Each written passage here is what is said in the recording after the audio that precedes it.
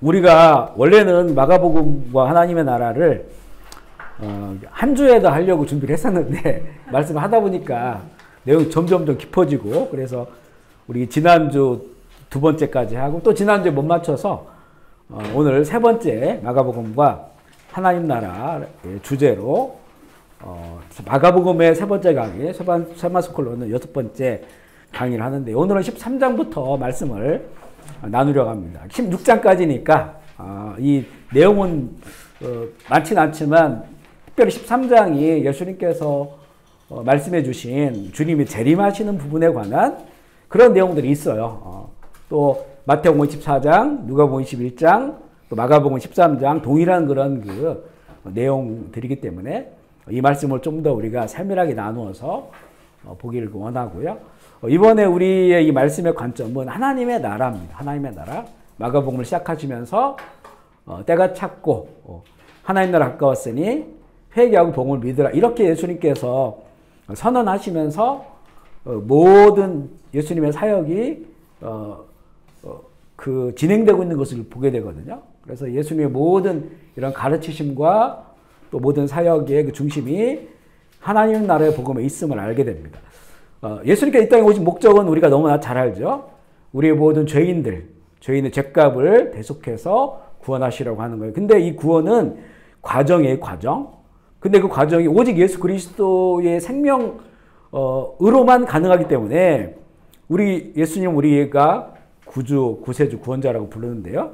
그래, 왜 이 과정이 필요하냐? 이 과정을 통해서 주님께서 완성하고 싶은 복음, 그러니까 복음이 굿뉴스잖아요. 복된 소식. 그게 바로 하나님 나라를 주시기 위한 거예요, 우리들에게. 그러니까 하나님을 아버지로 부르면서 이 땅 가운데서도 그 아버지의 나라 가운데 살아가고, 또 우리가 어느 날 이 세상을 떠난다 할지라도, 또 어느 날 주님 오신다 할지라도 영원한 하나님의 나라에 살게 하시려고 하는 그 최종적 목적을 가지고, 하지만 그곳에는 하나님이 다스리시는 나라에는 죄인은 들어올 수 없어요. 허물이 있으면 안 돼요. 그러니까 그 하나님 나라에 들어가려면 죄인은 안 되기 때문에 예수 그리스도의 대속의 은혜가 필요한 거죠. 그러니까 이 예수님의 이 땅에 오신 첫 번째 목적, 죄인을 구원하시려고 하는 것. 그러나 이게 마지막 완성된 목적은 아니에요. 완성된 목적은 죄인을 구원하셔서 그들이 하나님의 나라를 살게 하시고요. 그러니까 예수님 쪽에서는 우리에게 하나님 나라를 주시기 위한 거예요. 하나님 나라를 너희들이 살아라. 또 이 땅에서도 마찬가지고 영원한 하나님의 나라를 주시고자 그렇게 이제 죄인들을 위해서 오셨고, 십자가에 죽으셨고, 부활하시고, 이제 그 나라를 준비하시는 거죠. 요한복음 14장 말씀처럼 이제는 때가 되면 주님께서 그 모든 준비한 영원한 나라를 이끌고 이 땅 가운데 오실 거다라고 하는 거죠. 하지만 하나님의 나라는 그 최종적 영원한 그 나라만이 아니고 이미 이 땅 가운데서 믿는 자들, 거듭난 자들이죠. 예수 그리스도 안에 있는 자들에게 그 나라를 누릴 수 있도록 우리에게 은혜를 베풀어 주신 겁니다. 그런 과정들이 쭉 이어지고 있어요. 그래서 그동안에 나눈 그런 그 중요한 사건들이 있죠. 귀신을 쫓아내고, 왜냐하면 귀신이 있다고 하는 것은 악한 영들에게 영향력을 받고 있다고 하는 것은 하나님의 나라는 아니거든요. 세상 나라, 사단의 나라에 속해 있기 때문에 그들을 먼저 쫓아내고 결박시키고, 그리고 주의 성령으로 인하여 하나님의 나라가 임하는 것이고 이것이 확장되는 거예요. 그리고 모든 고통 당하는 자들, 또 귀신 들린 자들, 이들을 회복시켜 주시면서 그의 나라를 누릴 수 있도록 주시고, 이제는 예수님은 떠나시니까 제자들에게 그 훈련을 시키고 있는 거죠. 어떻게 하나님 나라가 이루어지는 것인지, 어떻게 확장되어지는 것인지, 그런 부분들에 대해서 복음서는 쭉 우리에게 보여주고 있어요. 우리가 이제 그런 지금 하나님 나라의 관점으로 마가복음을 읽고 있는 거예요. 그리고 이제 그동안 12장까지 나눴고요. 13장. 여기 이제 정말 13장은 예수 그리스도의 복음에 많은 것들이 이미 이루어진 것이죠. 예수님의 그 하나님 나라에 대한 선포라고 하는 거는, 이거는 일회성이 아니고 예수 그리스도를 나의 구주로 믿는 사람들의 모든 영역에 하나님 나라가 이루어진다고 하는 그런 그 영구적인 그래서 예수님이 선포해요. 그래서 하나님 나라를 선포하시고 그 하나님 나라를 완성하기 위하여 예수님께서 이제는 여러 사역들을 감당하시면서 이제는 마지막 최종적으로 남은 것이 이 십자가의 죽으심, 대속의 죽음이죠. 대신 죽는 거예요. 죄를 위해서. 대속의 죽으심과 이 부활하심을 남겨놓은 상태에서 예수님께서 예루살렘에 마지막으로 예루살렘에 들어가시고 그 예루살렘을 보시면서 이제는 그 예언적인 그런 말씀을 하셔요. 그리고 나서 십자가에 죽으시고 부활하셨기 때문에 이제 우리의 입장에서는 예수님의 그 복음에 우리에게 하나님 나라를 주시고자 하시는 복음의 사건은 이미 완성됐어요. 죽음과 부활하심. 이것으로 우리가 예수 그리스도를 믿는 거죠. 믿을 때 선포하신 하나님의 나라가 우리 가운데 임하는 거니까 시간과 공간을 초월해가지고 그 나라를 우리가 누리고 경험할 수, 확장할 수 있다는 말이죠. 그런데 이미 이건 이루어진 것은 믿음으로 받아들이는 것이고, 그렇지만 아직 남아있는 게 있어요. 남아있는 것. 오늘 우리가 이제 읽은 그런 내용이죠. 남아있는 것. 이 남아있는 것은 우리가 믿음으로 소망하고 기다려야 되는 거야. 예수 그리스도 안에 있는 것, 그것은 이 땅에 오신 예수님 성육신이죠. 그리고 우리의 모든 죄를 대승해 죽으셨죠. 죽으심, 부활하셨죠. 부활하심. 그리고 이제는 재림. 근데 앞에 거는 이미 이루어졌어요. 이거는 이런 사건을 내가 지금 현장에서 믿으면 이 사건이 나의 사건이 돼요. 예수 죽음 내 죽음 되고 예수 부활 내 부활 돼요. 이 복음의 사건은 이거는 시간과 공간을 초월하는 믿음의 사건이기 때문에 내가 여기서 그걸 수용하고 받아들이면 2000년 전 일어났던 그 사건이 나한테 살아있는 사건이 돼서 그 살아있는 예수 그리스도 영이 나에게 들어오시고 성령이 들어오셔서 우리가 거듭난 물과 영으로 거듭남의 사건이 이루어지니까 이거는 그냥 우리의 삶에 항상 일어날 수 있는 일들이에요. 죽으심과 부활의 사건. 근데 재림은 아직 이루어지지 않은 거잖아요. 아직 주님 안 오셨으니까 우리가 이 세상에 살고 있는 거죠. 이거는 이제는 그 믿음으로 소망하며 살아가야 되는 건데 이 모든 예수 그리스도 복음이 우리 가운데 조화롭게 균형 있게 우리의 그 믿음으로 인식하고 살아가야 된단 말이에요. 그러니까 이 땅에 오신 예수 성육신과 죽으심과 부활하심, 이 재림이 우리 가운데 이게 이 모든 그 그리스도의 복음이 다 지금 나에게 살아있는 것처럼 그렇게 여겨지고 그렇게 믿어지고 그렇게 살아가야 된다는 거예요. 그런데 지금 이제 예수님께서 뭐라고 말씀하셨냐면 이 말세는 오늘 그 이제 징조들을 쭉 말씀해 주시는데 주님이 오시기 바로 직전에, 그러니까 말세는 마지막 때죠. 이미 시작된 지 오래됐고 말세 지말, 그러니까 이 마지막 때의 끝자락, 그 끝자락에 대한 것을 보여주는 말씀의 예언으로 주시는 건데 이런 내용이 여러 군데 성경에 많이 있어요. 그런데 그 끝자락에 있을 때 여러 가지 현상들이 일어나는데 그 중에 하나가 뭐냐면 우리 믿는 사람들이 주님의 오심에 대해서 잊는다는 거예요. 베드로 전후서에도 나오고 또 예수님께서 마태복음 24장에 25장에 이 똑같은 말씀을 해주신 그 다음에 세 가지의 비유를 주시잖아요. 보면 신랑을 기다리는 이 신부 들러리들의 비유, 열처녀 비유죠. 그리고 달란트의 비유, 그리고 세 번째는 양과 염소를 나누는 비유인데 이 비유들에 보면 대부분 예수님께서 그 주신 비유가 뭐냐면 늦게 오신다는 거예요. 다. 주인이 종들한테 뭘 맡겨주고 가셨는데 늦게 오셨다. 더디 오신다는 거예요. 그리고 이 열처녀의 비유에 보면 신랑이 생각보다 너무 늦게 오는 거예요. 그러다 보니까 이 사람들이 잠들잖아요. 그것과 마찬가지로 예수님께서 더디 오시고 늦게 오시니까 주님을 믿음으로 기다려야 되는 자들이 이걸 망각해버리는 거예요. 망각하니까 세속화돼요. 그냥 세상에 빠져있고 세상에 살아가는 그런 것들 때문에 주님 오심에도 인식하지 않고 살아. 이게 이제 깨어있지 않은 거죠. 잠들어버린 거예요. 깨어있는 것은 뭐냐면 주님의 오심을 우리가 지금 십자가 부활 사건을 믿는 것처럼 그렇게 주님의 오심을 날마다 믿고 바라고 간절히 사모하고 이렇게 살아가야 되는 것이 마땅한데 근데 이런 것들을 다 잃어버린다는 거예요. 많은 그 교인들이. 이게 이제 마지막 때의 징조 중에 하나거든요. 그래서 우리가 정말 이런 그 신앙인 생활을 보면 저도 개인적으로도 마찬가지예요.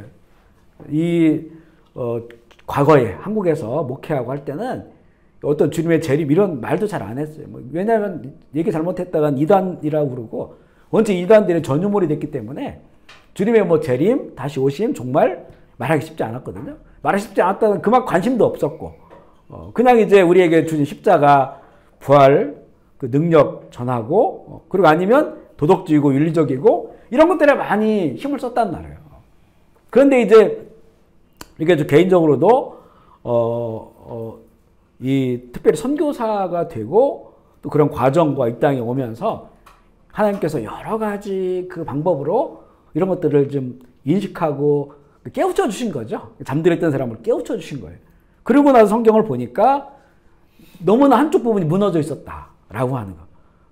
이게 균형 잡혀야 되거든요. 예수 그리스도의 복음이 다 균형 잡혀 이게 살아있는 지금의 그 믿음과 신앙으로 되어야 되는데 특별히 무너진 것이 바로 주님의 재림에 대한 이런 그 소망. 이 신앙이 너무나 무너져 있으니까 이게 왜곡돼 버린 거예요. 왜곡되니까 나타나는 현상이 다 세속화되는 거예요, 그냥. 그 복음주의, 그 예수가 그리스도다, 예수가 나의 주다라고 하는 이 복음주의, 그래도 다른 도덕적인 윤리적인 그런 쪽을 지향하는 것보다는 복음주의가 더 낫지만, 근데 복음주의 안에서도 예수 그리스도 재림에 대해서 많이 이제는 무관심하게 돼버리는 이런 것들이 나타나고 있다는 거죠. 그래서 우리 이런 부분이 그렇다고 이렇게 막 종말론자들처럼 또 이런 이단들처럼 너무 또 이 예수님의 재림과 종말만 강조해가지고 사람들이 두려움을 주고 헛된 길로 인도하고 이래서는 또 안 돼요. 하지만 우리의 신앙이 이렇게 균형 잡혀야 된다. 제가 성결교단 출신이죠. 성결교단 감리교진 목사지만 그 성결교단 사중복음이에요. 사중복음. 사중복음. 그래서 그 중생, 성결, 신유, 그 다음에 재림이에요. 중생은 거듭남, 성결 거룩한 삶이죠. 신유 회복되고 치유되는 거예요. 그래서 네 번째가 재림인데 저희 아버님이 이제 성결교단에서 목회하시고 은퇴하셨잖아요. 전에 이제 저희 교회 저희 그때 건강하실 때는 매년마다 겨울에 오셔가지고 같이 예배드리면 그때 우리가 끝송으로 막 마라나타 부르고 그랬었단 말이에요. 근데 아버님이 그러시는 거예요. 우리가 성결교단이 중생, 성결, 신유, 재림 사중복음인데 지금 재림을 잃어버렸다 지금. 재림을. 그런데 여기 와 보니까 그렇게 이 재림 신앙을 가지고 고백하고 있구나 라고 이렇게 말씀하신 그런 얘기를 들었어요. 그만큼 평생 한국에 목회하신 그 아버님도 그렇게 느끼는 거예요. 사중복음 안에 중요한 한 균형인데 이게 무너져 있다는 거죠. 근데 실제 우리 가운데 지금 이런 그 현상들이 많다는 거예요. 그래서 우리 성경을 보면서 특별히 이제 우리가 이런 균형 잡히게 또 안에 빠지는 것도 이건 경계에 대해 빠지는 것도 빠지면 현상들이 좋은 현상이 안 나타나. 대부분 두려워하고 어디 피할 곳 없나 이렇게 생각하고 피할 곳 없어요. 우리가 살아가는 그 삶의 자리가 예수님께서 맷돌 갈다가 한 명은 데려가 한 명 남는다. 맷돌 갈고 밭을 갈고 잠을 자다가 우리 삶의 현장이 그게 다. 삶의 현장에서 주님을 맞이하는 거예요. 그러니까 이런 이단들처럼 이렇게 이건 이제 사실 성경의 건강한 이런 그 복음에 대해서 잘 배우지 못해서 그런 현상들이 나타나는 것이거든요. 오늘은 그래서 이제 특별히 13장에 예수님께서 말씀해 주신 그런 주님 오시기 전에 말세 지 말의 현상에 대해서 주시는 말씀입니다. 우리 지난주에 그 미혹하고 난리 소문 이걸 나눴는데 한 구절 다시 읽어볼까요? 미혹이 많다. 13장 우리 5절 6절 읽어볼게요. 마가복음 13장 5절 6절입니다. 시작. 예수께서 이르시되 너희가 사람의 많은 사람이 내 힘으로 와서 내가 그라하여 많은 사람을 미혹하려. 그러니까 미혹이 일어나는 것이 대부분 우리 믿는 사람들은 그러니까 불신앙자들을 통해서 미혹되는 건 별로 없어요. 돈 좋아하고 세상 좋아하고 이런 건 있어도 근데 여기 우리 믿는 사람들이 빠지기 쉬운 게 뭐냐면 내 이름으로 와서니까 자꾸 예수의 이름을 말하는 거예요. 우리도 믿는 사람이야. 우리 예수 믿어. 지금 이단들이 성경 안 가지고 있는 이단이 어디 있습니까? 다 성경 이야기하죠. 그 이단들은 그래도 명확히 드러나니까 이단이지만 드러나지 않는 것들이 너무 많다는 거 이제는 다 예수의 이름으로 말을 하는데 그러니까 특별히 우리 믿는 사람들에게는 이 예수님께서 이걸 제자들에게 주는 거잖아요. 말씀을. 제자들이 있는 곳에서. 그러니까 우리 이렇게 주님을 따르는 사람들에게는 정말 경계해야 될 미혹들이 예수의 이름으로 얘기를 하는 거. 여기에서 우리가 경계해야 돼. 왜곡된 복음, 또 그 세상과 타협한 그런 복음, 이런 것들이 너무나 가면 갈수록 많아지고 마지막 때는 이게 너무 많아진다는 거니까 그래도 이거 반복적으로 미혹을 조심하라라고 주님 말씀하시고요. 21절 말씀 읽어볼게요. 21절 시작. 어떤 사람이 너희에게 말하되 보라 그리스도가 여기 있다 보라 저기 있다 해도 믿지 마라. 그리스도는 기름 부음 받은 자라겠죠. 굳이 이거는 예수 이름을 얘기는 안 해요. 기름 부음 받은 자라고 하는 것은 그가 예수의 이름을 가지고 있든지 안 가지고 있든지 뭔가 능력을 행하고 뭔가 어떤 그 신비한 사건이 일어나요. 요한계시록 13장에 보면 그 짐승이 하는 일이 뭐냐면 아주 기적을 일으키는 거야. 엘리야처럼 하늘에서 불이 내려오게 하고 놀라운 일들을 일으키는 거예요. 죽었다 살아난단 말이에요. 예수님께서 죽었다 부활하신 것처럼 이런 일들이 일어나요.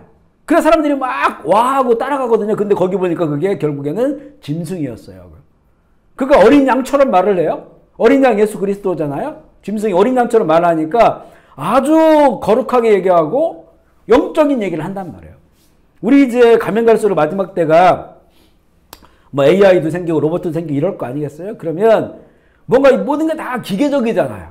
그 사람들에게 어떤 게 있냐면 우리가 그 영적인 사람들이기 때문에 영에 대한 갈망들이 있어요.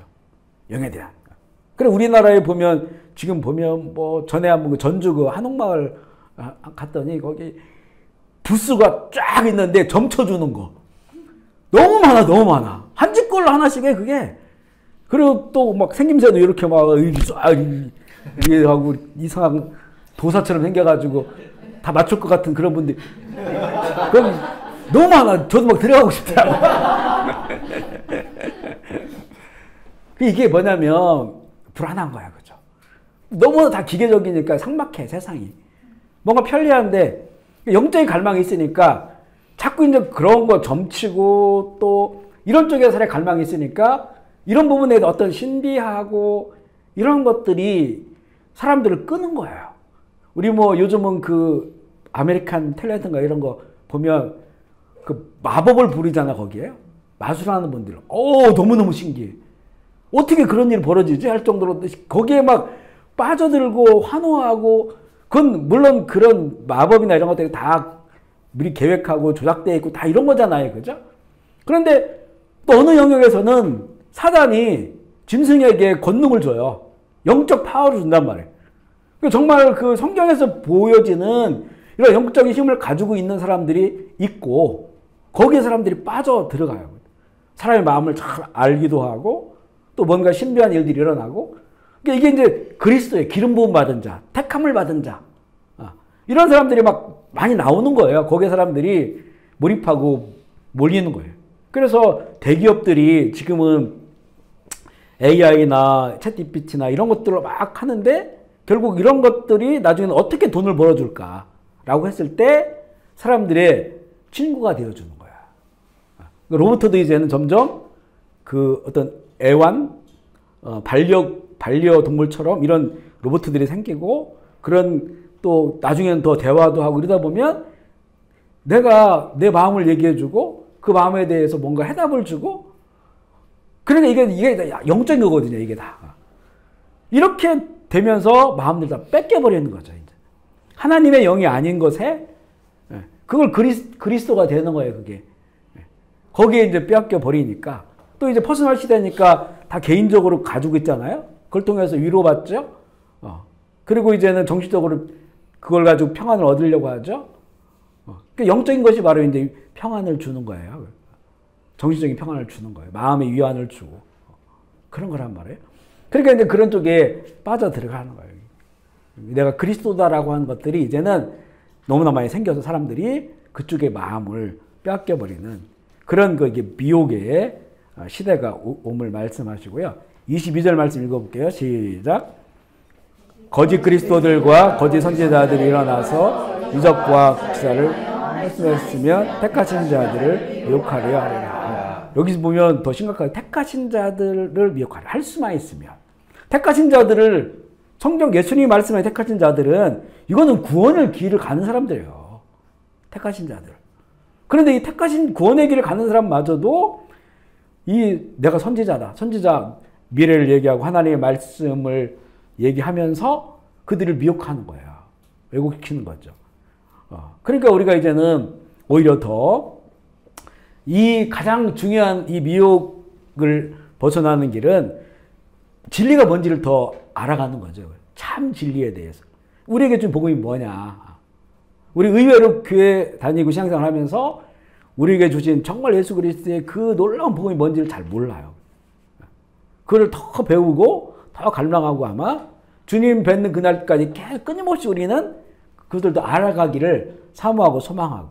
그래서 그 방향 안에 서 있어야만이 잘못된 것이 금방금방 보인단 말이에요. 그러니까 대부분 이단에 빠진 사람들이 다 교회 다니는 사람들이잖아요. 그죠? 교회 다니는 사람들 이단에 빠져요. 무슬림자들이 빠지는 경우가 거의 없죠. 왜냐하면 우리의 이 참복음을 알면 이게 너무 위대하고 대단하니까 이게 안 빠질 텐데 이런 부분들에 대해서 너무 희미하단 말이에요. 희미하다.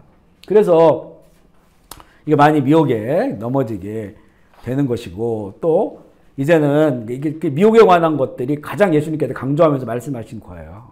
그리고 난리의 소문이 난다. 13장 7절 말씀 읽어볼게요.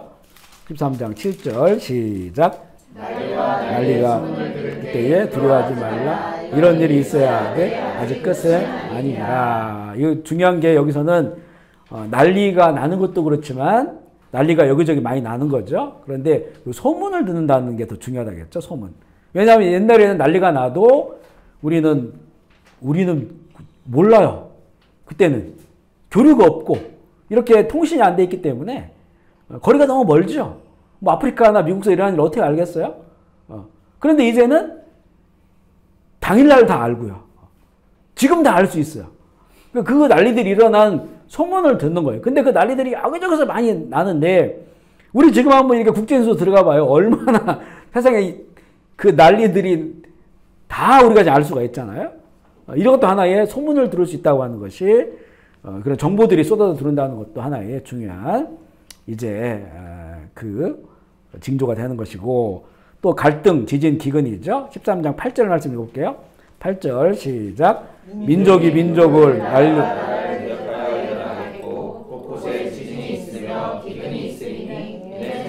시작이니라. 그러니까 지금 우리 그동안 한 세기를 바라보면 1차 대전, 2차 대전, 그리고 공산주의 운동이 일어나가지고 엄청난 일이 있었죠. 그래서 이 지구의 역사를 보면 가장 평안했을 때가 지금 2차 대전 끝나고 지금까지 이게 지금 2차 대전 끝나고 나서 미국이 초강대국이 되어버리니까 나머지는 이제는 미국 경찰처럼 꼼짝마 해놓으니까 다른 데 힘이 없고 이 소련도 붕괴됐죠. 중국도 이제는 공산주의 했지만 너무 가난하니까 다시 일부 사회주의 자본주의 받아들이면서 그러면서 됐는데 이제는 다들 다시 이제 경제적으로 좋아지고 힘이 세지고 군사력을 강화시키니까 다시 다 튀어 올라오고 있는 거예요. 지금. 미국이 옛날처럼 그러니까 강력한 경찰 국가의 행동을 못하는 거예요. 이제 미국도. 그래 여기저기 무슨 우크라이나 이런 전쟁도 보면 유럽의 나토가 그만 개입할 것 같은데 개입 못해요. 여러 가지 국제적인 질서에 개입 못하니까 뭐 2년째 지금 되어진 거고 하마스와 이스라엘 마찬가지고 이거 그냥 큰 힘으로 눌러보면 될 것 같아. 이제는 그렇게 할 수 있는 나라가 없어요. 그러니까 지금 그동안 몇십 년이 2차 대전 끝나고 몇십 년이 그나마 지구에서 평화로웠다는 그런 시대였었어요. 여기저기서 다 튀어 올라오고 있고 그리고 한 세기 이렇게 돌아보면 정말 1차 대전, 2차 대전, 공산주의 운동 또 그나마 나름대로 이렇게 좀 침잠되었던 이런 갈등들이 다시 다 일어나서 부딪히고 있는 이런 그 상황으로 가고 종교 갈등 또 사회주의와 공산주의의 갈등 여러 가지 이런 종족 갈등들 민족 갈등 이런 것들이 다 다시 드러나게 되어서 아마 이거는 앞으로 이제는 유엔이 어지간한 정리 못할 수준으로 가 있어요. 유엔이 지금 할 수 있는 게 없잖아요. 이런 상황도. 국지전 하나도 지금 어떻게 할 수가 없는 상태인데 나라 민족 지금 막 갈등 구조가 여기저기 너무 많아요. 지금 다. 이게 이제 터져버리는 상황들이. 그런데 이때가 되면 재난의 끝이 아니고 재난의 시작이다라고 말하는 거예요. 근데 이런 일들이 쭉 해서 일어나게 될 것이다 라고 하는 것이고요. 또 성도의 환란 13장 9절로 13절 말씀 좀 길지만 같이 읽어볼까요? 시작. 너희는 스스로 조심하라. 사람들이 너희를 공의에 넘겨주겠고 매질하겠으며 나로 말미암아 너희가 권력자들과 인들 앞에 서리니 이는 그들에게 증거가 되려 함이라. 또 복음이 먼저 만국에 전파되어야 할 것이니라. 사람들이 너희를 끌어다가 넘겨줄 때에 무슨 말을 할까 미리 염려하지 말고 무엇이든지 그때에 너희에게 주시는 그 말을 하라. 말하신 이는 너희가 아니요 성령이시니라. 형제가 형제를 아버지가 자식을 죽이는 데에 내주며 자식들이 부모를 대적하여 죽게 하리라. 또 너희가 내 이름으로 말미암아 모든 사람에게 미움을 받을 것이나 끝까지 견디는 자는 구원을 받으리라. 아멘이시죠? 먼저 10절부터 해볼게요. 복음이 먼저 만국에게 전파되어야 할 것이다. 마태복음도 마찬가지예요. 이 복음이 만국에게 전파되어야 하리니 그제야 끝이 오리라. 그러니까 예수님이 오시는 그런 그 징조들이 여러 가지의 영역들이 있어요. 그 중에 하나가, 중요한 하나가 이게 한 바퀴. 큰 한 바퀴 뭐냐면 복음이 만국에게 전파되는 거예요. 그러니까 잘 보세요. 마태복음도 그렇고 마태복음은 복음이 만국 가운데 증언되어야 하리니 마가복음은 전파되어야 돼. 같은 의미거든요. 그러니까 만국 백성이 복음을 믿는 것이 아니에요. 그러니까 예를 들어서 이게 전 세계에 있는 사람들이 지금 70몇 억 가운데서 예를 들어서 50%가 믿어야 주님 오신다 이런 게 아니란 말이에요. 이거는 얼마나 믿느냐가 아니고 얼마만큼 전파되었느냐라고 하는 거예요. 얼마만큼 증언되었느냐라고 하는 거죠. 그리고 증언되었다고 하는 가장 중요한 것 중에 하나 뭐냐면 그 민족과 종족들이 가지고 있는 성경은 있느냐는 성경. 그들이 볼 수 있는 성경이 있느냐. 예수 그리스도를 볼 수 있는. 그래서 이 성경 번역 이런 것들이 상당히 중요하거든요. 그런데 우리가 정말 그 한 10년 전만 해도 15,000 뭐 종족 이상이 미전도 종족이다라고 해서 성경협회. 그래 지금은요 이거 확 줄어들어 버렸어요.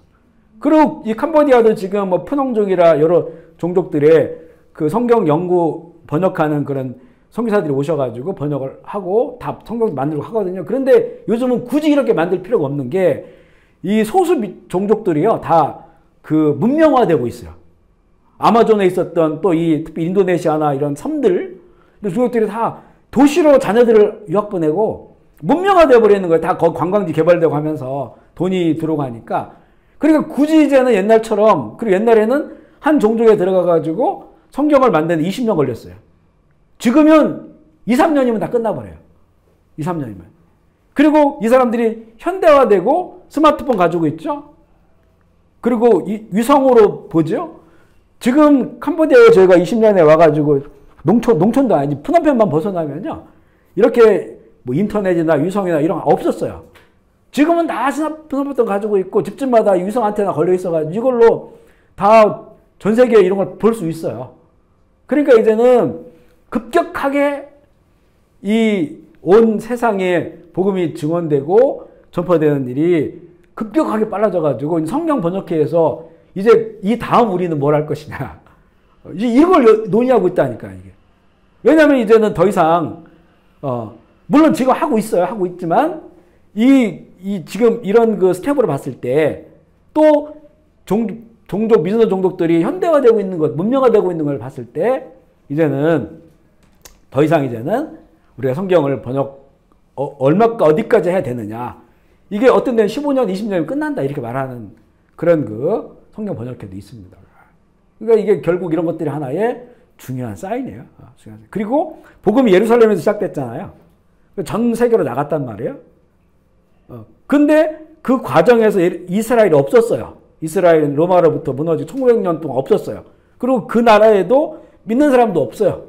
그러니까 유대교는 있지만 우리 기독교, 예수님을 그리스도 메시아를 받은 사람들은 정말 소수했어요. 근데 지금 보세요. 다시 복음이 돌아왔어요. 그리고 이스라엘 사람들이 전 세계에 흩어졌던 사람들이 들어오는데 이 미국이나 이런 데에서 예수님을 받아들이고 믿는 사람들이 들어와요. 지금 그곳에 메시아인적 교회죠. 유대인들이 예수님을 믿는 교회가 400교회가 넘고 전 세계에 15만 명 이상이 유대인들이 예수님을 믿어요.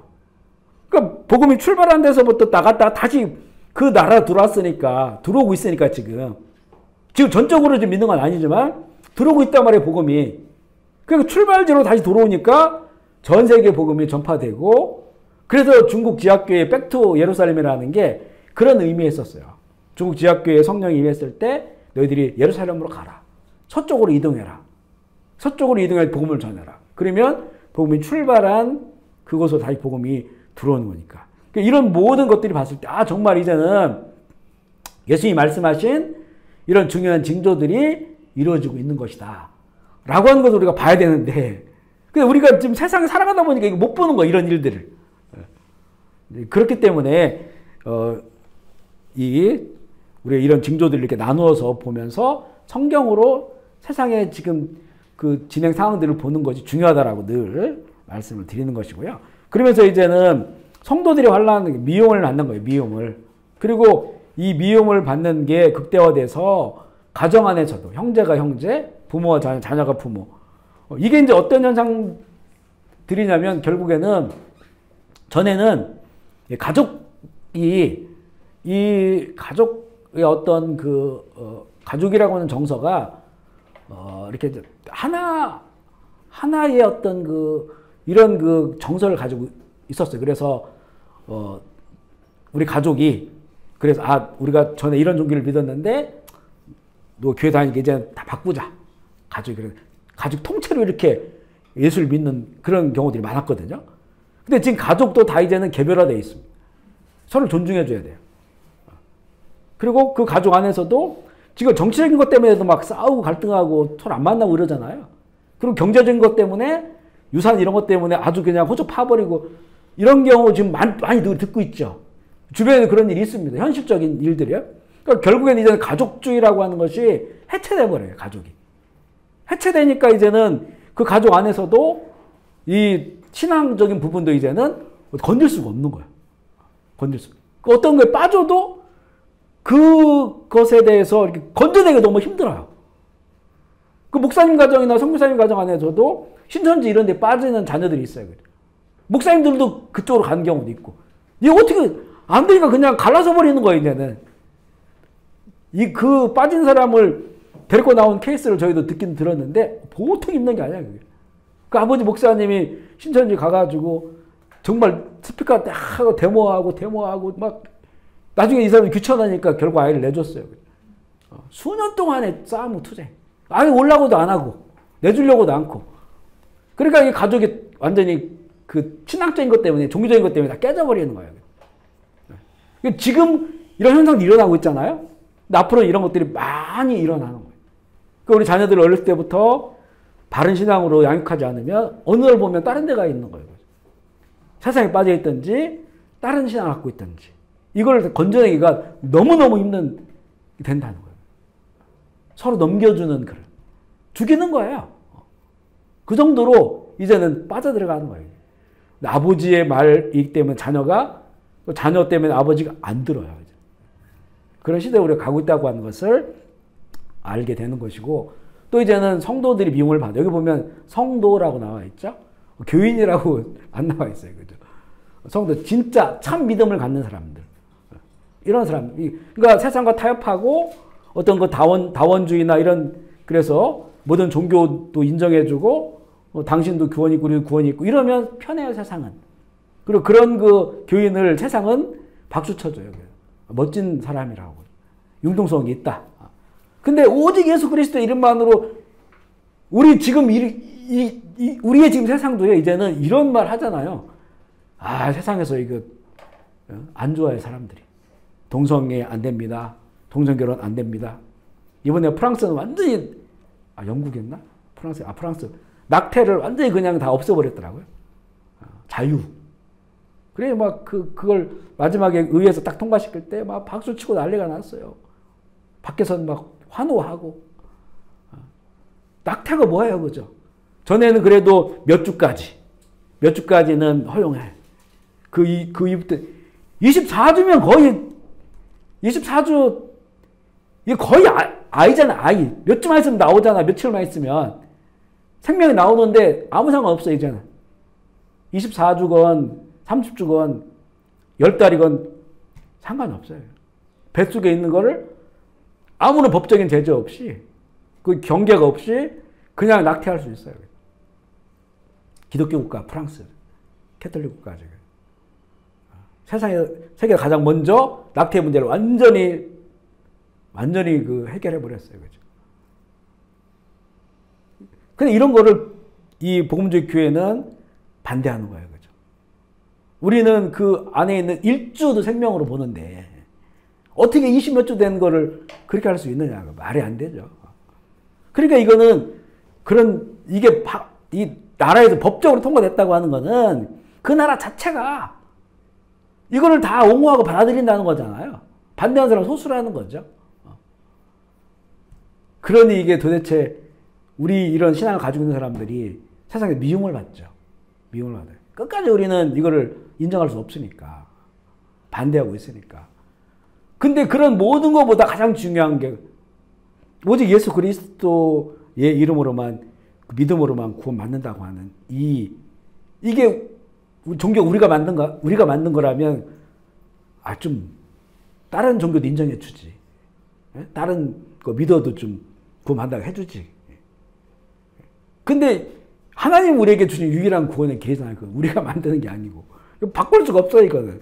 아마 이것 때문에 성도들은 많은 핍박과 또 미움을 받을 거다. 가면 갈수록 더 그렇게 돼요. 사회 자체가 바로 이렇게 좀 뭐라고 할까요? 다원주의 사회로 가기 때문에 다양성을 다 인정해주고 옹호해주고 그렇기 때문에 소수 성도 다 인정해주고 이런 상태니까 어떤 종교라도 다 인정해주는 거예요. 그런 데 가기 때문에 미움을 받는 거고요. 그 다음에 이제 멸망에 가증한 것, 이건 좀 성경을 봐야 되는데, 멸망에 가증한 것이 서지 못할 곳에 서는 것을 보면 13장 14절이죠. 14절 시작. 멸망에 가증한 것이 서지 못할 곳에 선 것을 보거든 잃는 자는 깨달을진저 그때 유대에 있는 자들은 산으로 도망할. 멸망에 가증한 것이 서지 못할 곳에 선 것이라고 그 징조를 말씀해 주고요. 우리 마태복음 24장 15절 같은 구절인데 읽어볼게요. 시작. 그러므로 너희가 선지자 다니엘이 말한 바 멸망에 가증한 것이 거룩한 곳에 선 것을 보거든 읽는 자는 깨달을진저. 이 멸망에 가증한 것이 거룩한 곳이 어딜까요? 예수님이 말씀한 거룩한 곳? 예루살렘이죠. 예루살렘. 거기가 가장 거룩한 곳이죠. 그곳에 선 것을 보거든. 다니엘서 11장 31절 시작. 군대는 그의 편에 서서 성소 곧 견고한 곳을 더럽히며 매일 드리는 제사를 폐하며 멸망하게 하는 가증한 것을 세울 것이며. 여기 예수님께서 이 구절을 인용하신 거예요. 다니엘서를. 근데 보면 다니엘은 견고한 곳 더럽히며 성소 예루살렘 성전이죠. 매일 드리는 어디서 매일 제사를 드릴까요? 성전에서 매일 드리는 그 제사장들이 날마다 드리는 제사가 있어요. 이걸 상번제. 항상 할 때 상자예요. 날마다 드리는 그런 제사가 있어요. 소제를 드리고, 근데 이것을 못 드리게 하는 거예요. 그러니까 이게 예루살렘 성전이죠. 그리고 거기에 멸망에 가증한 것을 세우게 된다라고 하는 거죠. 12장, 다니엘서 12장 11절 읽어볼게요. 시작. 매일 드리는 제사를 폐하며 멸망에 가증할 것을 세울 때부터 1290일을 지낼 것이요. 그곳을 세울 때 멸망에 서지 못할 것이 거룩한 곳에 멸망에 가증한 것이 세워질 때 그때 1290일이면 이게 거의 이제 한 달을 30일로 계산하면 43개월이에요. 근데 이제 이 바벨론의 식으로 하면 이게 지금 42개월. 3년 6개월. 그러니까 3년 6개월이 계속 나오죠. 요한계시록에. 3년 6개월 3년 6개월 42주. 계속 나와요. 그러니까 이 멸망에 가증한 것이 거룩한 곳에 서게 되고, 그러고 나서 3년 6개월이라고. 이 시간이 실제 물리적 시간일지 어떤 하나님의 어떤 그 상징적 시간일지 잘 모르겠지만, 그러고 나서 얼마나 시간이 지나면 그때까지는 완전히 이제는 세상이 그 멸망에 가증한 것이 섰다고 하는 게 우상이죠, 우상. 모든 세상 사람들이 그 우상에 경배하고 절하고 짐승의 세상이 되는 거예요. 그러고 나서 얼마간의 시간이 지나면 이제는 그때 이제 주님께서 오시는 거예요. 그죠? 그 모든 것들을 다 멸하시고 정한 시간에. 그러니까 이 멸망에 가정한 것이 거룩한 곳에 선다고 한 이 사건이 굉장히 중요한 것인데, 그런데 역사 속에서 이런 일이 몇 번 일어납니다. 이때가 지금 다니엘의 예언이니까요. 다니엘은 바벨론 시대 때, 그리고 바벨론에서 페르시아, 바사, 고레스에 의해서 바벨론이 무너지잖아요. 그 넘어가는 때까지 다니엘이 예언을 했어요. 그리고 어떻게 됐냐면 페르시아 제국이 또 무너지고 알렉산더의 헬라 제국이 세워지죠. 헬라 제국이 세워졌을 때 알렉산더가 죽은 다음에 헬라 제국이 4개의 나라로 나눠져요. 그때 지금 이스라엘 이쪽을 지배했던 안티오거스가 이 유대 이스라엘을 헬라화 시켜요. 헬라화 시키면서 했던 게 뭐냐면 돼지피를 뿌리는 거야. 그 성전에다가 예루살렘. 돼지피를 뿌리고 제우스 깃발을 예루살렘에 꽂아요. 제우스 깃발. 그 신이잖아요. 그죠? 그리스 신화. 그러니까 이게 이제는 그것이 일단 역사 가운데 거룩한 곳에 가지한 것이 세워지는 거예요. 그 하나님의 성소에 제우스의 어떤 이 신상과 깃발이 세워지고 이 이스라엘을 헬라화시키려고 하는 그런 일을 한다고요. 그리고 로마에서 AD 70년 예수님이 이 예언을 하신 다음에 한 40년 지나서 로마에서 예루살렘이 완전히 무너지잖아요. 그때도 티투스 장군이 그 로마의 그 깃발을 들고 와가지고 황제 깃발 들고 와서 거기에 꽂는 거예요. 그렇죠? 예루살렘 성전에다가. 그러니까 가지한 것이 세워지죠. 그리고 로마가 완전히 이스라엘 장악하게 되는 이런 일이 벌어져. 이게 하나의 이런 예언이 역사를 통해서 여러 가지 투영되어지는 거예요. 여러 장면으로. 그리고 이제는 이 말씀은 이제 예수님의 재림 전의 징조이기 때문에 주님의 재림 때 이제는 성경이 말하는 적그리스도, 안티크라이스트죠. 안티크라이스트가 모든 안티크라이스트의 시스템을 만들어요. 시스템. 지금이 그게 만들어지고 있는 거예요. 이런 AI라든가 이런 챗GPT라든가 이런 모든 것들이 다 시스템으로 만들어져요. 금융 같은 거 우리 지금 무슨 신용카드를 쓰고 또 핸드폰으로 결제하고 이런 모든 것들이 만들어지고 연계도 식품되고 뭐 이런 것들이 이제 어디 몸에 들어간다는 거잖아요. 몸에 들어가게 되었을 때 결국 이거는 이런 모든 시스템은 누군가 이걸 통제해야 돼요. 이게 우리가 통제하는 상태 이게 지금 가능합니까?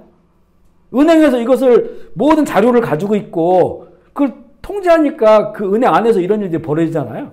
그것처럼 이제 온 세상에 이런 것들이 다 하나로 이게 중심으로 모이다 보면 중심차가 있을 거 아니에요?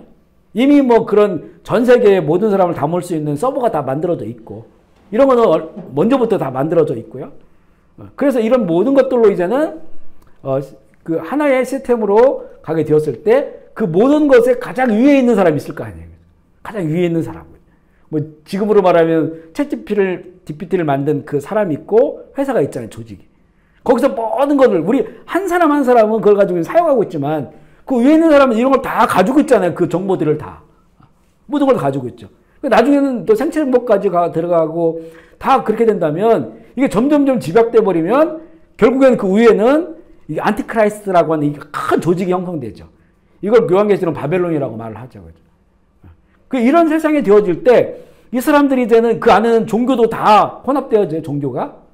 혼합된 종교가 만들어지는 거죠. 혼합된 종교들이. 종교 갈등들이 많다 보니까.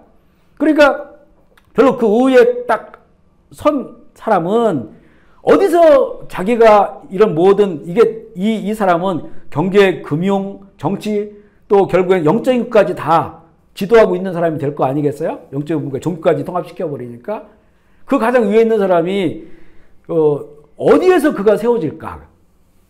예루살렘밖에 없어요. 예루살렘. 예루살렘이 지금도 분쟁되어 있지만 거기가 우리 기독교 그리고 기독교 하면 캐톨릭과 개신교 있죠.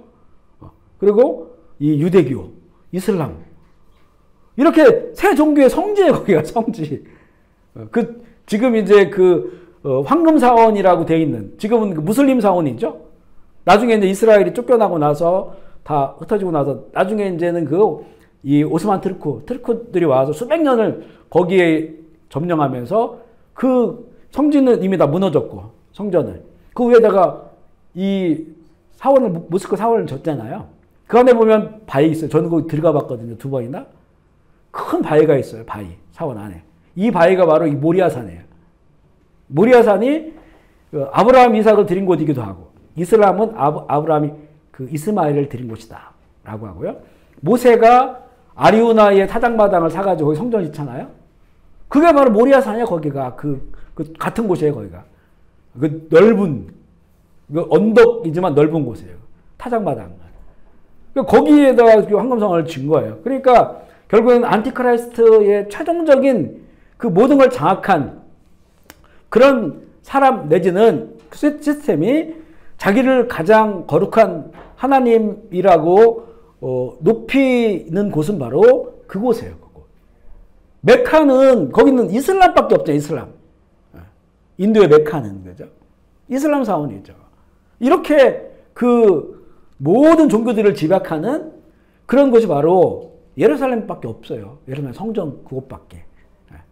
그러니까 거기에서 이제 자기의 어떤 우상화가 되는 거죠. 이게 이제 거룩한 곳에 서지 말아야 될 가증한 것이 서게 된 상태를 말합니다. 이런 게 일어나면 정말 주님 오실 날이 가까운 거예요. 정말 그때는. 그리고 그때는 이제 큰 환란의 그런 시대고요. 그래서 거기 한번 읽어볼게요. 계시록 13장 5절로 7절 읽어볼게요. 시작. 또 짐승이 가장되고 또 42달 동안 일할 권세를 받으니라. 그의 이름과 비방하더라. 또 권세를 받아 성도들과 싸우고 이기게 되고 각 족속과 병과 방언과 나라를 다스리는 권세를 받았으니. 그러니까 이건 거의 이제는 말씀드린 시스템이 다 만들어지고 그 통합이 되고 모든 영역, 경제, 금융, 종교 이런 모든 영역들이 다 하나에 집중되는 그 권세 안에 있게 되는 거예요. 그 권세가 이제 여기 성경 짐승이라고 말을 하고 과장되고 신성 모독을 말하는 입을 받고 42달 나오죠. 3년 6개월이에요. 1290일 42달 동안 일할 권세를 받고 그리고 하나님을 비방하고 그거 보면 그의 이름과 그의 장막 곧 하늘에 사는 자들을 비방하더라. 이 땅에 두신 그의 이름 하나님께서 내 이름을 그곳에 두시겠다라고 한 데가 예루살렘이에요. 이게 하나님의 장막이다라고 하는 게 예루살렘이죠. 성전. 바로 그곳에 바로 자신의 우상화 시키고 자기 이름을 높이고 그 중심에서 성도들과 싸워서 이기고 권세를 받게 되는데 이게 이제 그런데 제한된 권세예요. 42달이라고 하는 영원한 권세가 아니고 제한된 권세다. 계시록 13장 11절 14절 읽어볼게요. 시작. 내가 보매 또 다른 짐승이 땅에서 올라오니 어린 양같이 두 뿔이 있고 용처럼 말을 하더라. 그가 먼저 나온 짐승의 모든 권세를 그 앞에 행하고 땅에 사는 자들을 처음 짐승에게 경배하니 곧 죽게 되었던 상처가 나은 자들 큰 이적을 향하되 심지어 사람들 앞에서 불이 하늘로부터 땅에 내려오게 하고 짐승 앞에서 받은 바 이적을 행함으로 땅에 거하는 자들을 미혹하여 땅에 거하는 자들은 이르기를 칼에 상하였다가 살아난 짐승을 위하여 우상을 만들라. 짐승이 두 마리죠. 땅에 올라온 짐승, 바다에 올라온 짐승. 첫째 짐승은 이 두 번째 올라온 짐승을 우상화시키는 선지자고 그리고 두 번째 짐승이 올라왔는데 이 짐승이 죽었다가 살아나요. 그러니까 죽었다 살아나는 거는 예수 그리스도께서 십자가에 죽었다 살아났다. 이게 어디서 예루살렘이에요. 예루살렘. 이 짐승이 죽었다 살아나 거기서. 그래서 많은 사람들이 미혹한단 말이에요. 그러면서 이제 우상이 되어지게 돼서 이제는 안티크라이스트의 그 정점에 그가 서게 됩니다. 대환란과 그날 감하심이 나오는데요. 13장 19절 20절 읽어볼게요. 19절 20절 시작. 이는 그 날들이 환란의 날이 되겠습니다. 하나님께서 창조하신 시초부터 지금까지 환란의 날이 없고 후회도 없으리라. 만약 주께서 그날을 감하지 아니하신다면 모든 육체가 구원을 얻지 못할 것이거늘 자기가 택하신 자들을 위하여 그 날들을 하나님의 계획은 이 대환란은 하나님의 그 진노가 쏟아지는 거거든요. 근데 이것을 그대로 다 쏟아 부어 주시면 그 구원받을 육체가 하나도 없다는 거죠. 그런데 그것을 감해 주시겠다. 그러니까 그 하나님의 진노 가운데서도 긍휼을 베풀어 주셔서 은혜의 그런 그 시간들을 주셔서 감해 주시겠다고 하는 그런 말씀이고요. 그 다음에 이제 이 우주격번은 거의 최종적 단계. 예수님이 재림하시는 바로 전 단계라고 볼 수가 있어요. 여기 여러 군데서 나오는데 13장 24절 25절 먼저 읽어볼게요. 24, 25 시작.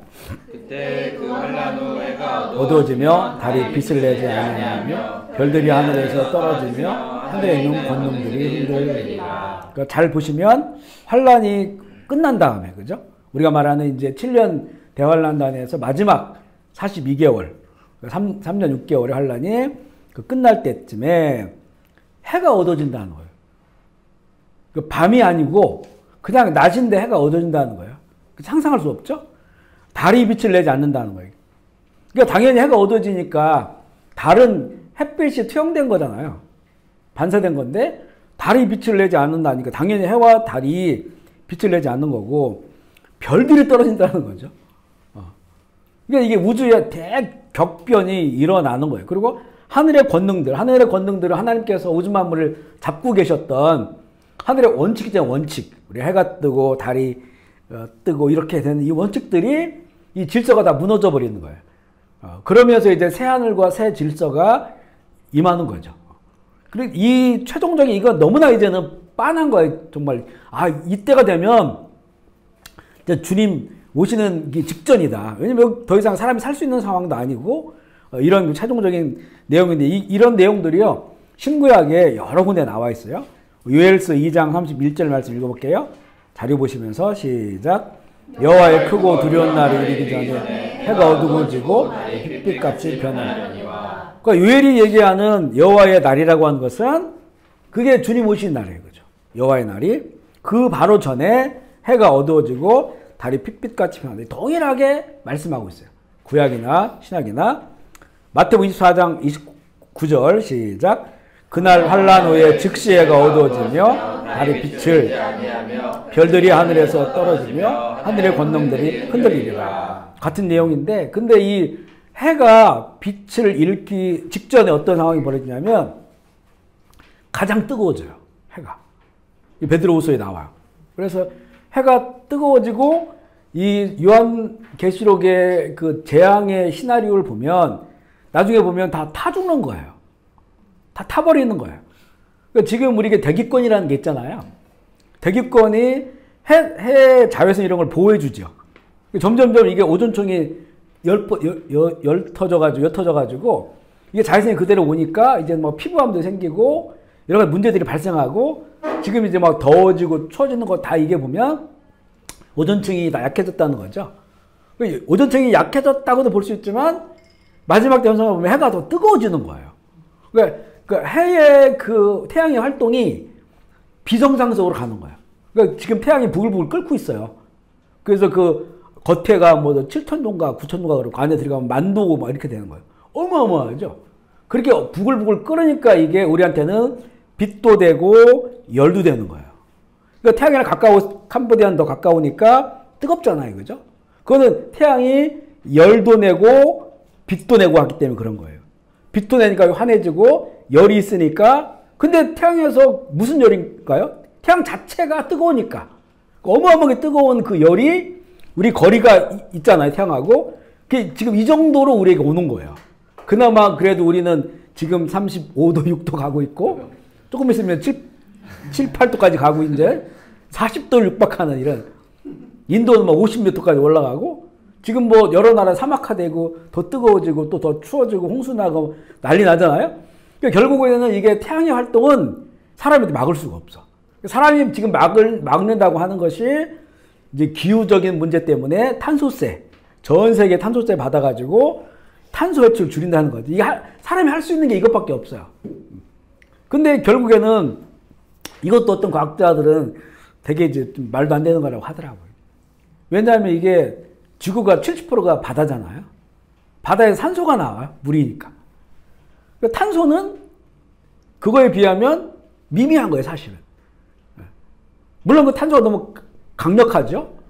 그래 오존층을 다 파괴한다는 건데 뭐 소가 트름하고 뭐 이런 것까지 다 방귀 끼고 뭐 이런 것까지. 근데 이런 들으면서도 이게 참 진짜 이게 기후학자들이 말하는 건데 아 이게 진짜인가 싶을 정도. 그래서 소고기 안 먹고 막 이래야 된다고 그러는데 근데 결국에는 이걸 결정하는 거는 태양의 활동이에요. 가면 갈수록 태양이 더 뜨거워져. 태양 뜨거워지는 건 막을 수 없잖아, 사람이야. 막을 수 없는 건 어쩔 수 없는 거니까 이 유엔 안에는 기후협회에서 그래서 전 세계에 돈을 다 모아가지고 그거 가지고 이제는 이런 일들을 하고 있는 거야. 근데 바디로서 보면 그 주님 오시기 전에 보면 다 이게 풀어진다는 거예요. 대기권이 다 풀어져가지고 여기 지금 하늘이 종이장 말리듯이 말린다고 나오고 요한계시록. 종이장 말리듯이 말린다는 게 대기권이 다 풀어진다는 거거든요.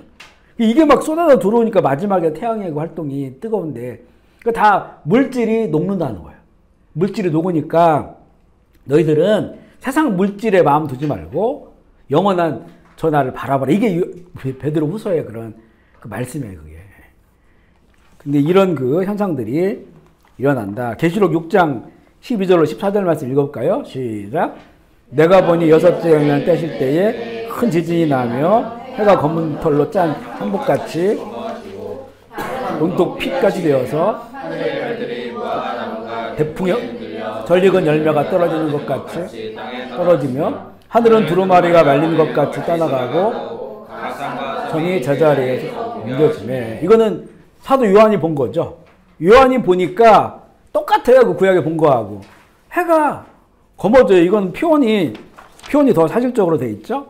해가 검은 털로 짠 상복같이 검어지고 달은 온통 피같이 돼요. 핏빛으로 바뀌는 거예요. 달이. 그러니까 하늘의 별들이 무화과 나무가 큰 바람에서 근데 떨어지는 것처럼 하늘이 막 떨어지는 거예요. 별들이. 그리고 하늘은 두루마기가 말리는 것처럼 떠나가고 하늘이 떠나간다는 게 이게 대기권이 사라지는 거예요. 이게.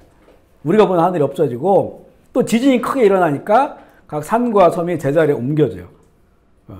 지금도 이제 지진이 자꾸 커지는데 지진이 일어나면요 바다에 섬이 하나 생겨요. 지금 파키스탄 같은 데에도 전에 7도 일어났을 때 바다에 섬이 생겼어요. 그리고 어떤 섬은 가라앉고. 근데 그 요한계시록의 마지막 그 하나님의 진노의 대접이 대접. 일곱째 천사가 대접을 쏟을 때 그 마지막 재앙이 지진이에요, 지진. 그 어마어마하게 지구가 쫙 쪼개지는 지진이 일어나는 거예요. 그러고 이제 끝나는 거예요. 그러니까 똑같아요. 그러니까 이 말씀들이 보면 구약이나 신약이나 같은 그 징조를 보여주고 있는 것이니까 정말 상상할 수 없는 일이 일어나는 거죠. 상상할 수 없는 일들이. 그리고 나면 이제는 주님의 재림하시고 마지막 심판인데 13장 26절 27절 말씀 읽어볼게요. 시작. 그때 인자가 구름을 타고 경광으로 오는 것을 사람들이 보리라. 또 그때에 그가 천사들을 보내어 택하신 자들을 땅끝으로부터 하늘 끝까지 사방에 모으리라. 인자가 구름 타. 인자라고 했으니까 몸이 오시는 거죠. 하나님의 아들의 어떤 천사와 같은 이런 모습이 아니고 인자가 오는 거예요. 그러니까 너희가 본 그대로 내가 오겠다라고 말씀하셨죠. 그러니까 인자가 오시는 거니까 올라간 그 몸 그대로 주님께서 물론 그 영광스러운 모습인데 구름에 휩싸여가지고 이 땅 가운데 오시는 이거 스가랴 14장에 보면 감람산에 두 발이 닿을 거라 이렇게 얘기합니다. 감람산에 두 발이 닿을 때 큰 지진이 일어난다고 나와요. 그게 다 연결되는 거죠. 이렇게 주님이 오신다. 그리고 이제는 천사들을 보내서 택하신 자들을 땅끝으로부터 하늘 끝까지 사방에 모은다라고 하는 거 이제는 이 모험을 통해서 요한계시록에 최종적으로 보면 이제 마지막 심판을 하시는 지금 우리가 이제는 죽잖아요. 죽으면 예수님의 말씀으로 따라보면 그 낙원으로 가든지 음부로 가든지 표현을 그렇게 하셔요. 여기는 대기 상태, 대기 상태. 낙원에서 물론 거기를 천국이라고 얘기해도 돼요. 낙원에서 그곳에서 쉬고 있는 거예요. 그리고 이 지옥 갈 사람들이 음부에 떨어져서 거기서 고난당하고 있어요. 그리고 마지막 백보자 심판할 때 모든 걸 심판하셔가지고 그때 이제 최종적 지옥과 최종적 천국으로 가는 거예요. 예수님께서도 그 십자가 옆에 있는 죄인에게 오늘 네가 나와 낙원에 있을 것이다. 그리고 그 예화를 들 때 항상 보면 그가 음부에서 이렇게 나와. 음부. 물론 그 음부가 지옥이고 낙원이 천국이라고 말해도 상관없어요. 다른 형태가 아니에요. 하지만 성경에 보면 약간 구분을 해요. 예수님 말씀에 보면 최종적인 형태. 이거는 그 모든 것을 다 싸가지고 음부도 사단도 마귀도 다 잡아가지고 유황불에 집어넣는 거. 이게 최종적 지옥의 형태예요. 그리고 최종적 천국의 형태는 이제 새하늘과 새 땅. 그 영원한 새하늘과 새 땅에 그 하늘에서 준비되어 있는 그 모습인 것을 보여주고 있는 것이죠. 그러면서 이제는 왜 예수님께서 제자들에게 이 말씀을 하시느냐. 그 목적이 있어요. 13장 28절 29절 말씀 읽어볼게요. 시작. 무화과 나무의 비유를 배우라. 가지가 연화해지고 잎사귀를 내며 여름이 가까운 줄 아나니 이와 같이 너희가 이런 일이 일어나는 것을 보거든 인자가 가까이 곧 문 앞에 아멘이시죠. 그러니까 이런 징조가 없을 때도 주님이 언젠가 어느 날인가 오신다고 하는 인식을 가지고 살아가야 되는 게 정상적인 그리스도인의 복음을 가지고 있는 것이고, 그런데 이런 징조들이 일어나게 된다면 이걸 우리한테 알려주는 것이죠. 이걸 본다면 이제는 문 앞에 주님 와 계시다. 문 앞에 가까이 와 있으니까, 그렇기 때문에 그 33절 말씀 읽어볼게요. 33절 시작. 그때가 언제인지 알지 못하니. 그렇죠? 그러니까 그 전구절 먼저 읽어볼까요? 32절 시작. 그날과 그때는 아무도 모르나니 하늘에 있는 천사들도 아무도 모르고 아버지만 아시느니라. 그러니까 이런 징조가 일어나면 문 앞에까지 주님 와 계시는데 그 문을 여는 순간은 모르는 거예요. 그거는 아버지 계획 가운데 있다는 거죠. 그리고 베드로후서에 보면 하나님께서 그 날들을 자꾸 이렇게 우리가 생각할 때 더디 오신다, 늦는다라고 우리가 생각하는 것은 하나님은 천년 하루가 천년 같으신데, 중요한 건 뭐냐면 그 한 영혼이 그 한 영혼에 대해 오래 참으셔서 그들이 죽게 돌아오기를 바라시는 그 기다림의 시간이라는 거예요, 그게. 그러니까 그 문이 언제 열릴지는 하나님의 그 기다리심이 끝나는 날. 그러니까 아마 주님 오시기 직전에 세상 가운데 많은 부흥이 일어날 거예요. 최종적으로. 왜냐하면 이게 천국 시민들이죠. 영원한 천국 시민. 이들을 위하여 그 천국 시민이 살아갈 수 있는 그 하나님의 그 숫자가 있을 거예요. 숫자. 구원받은 자의 숫자.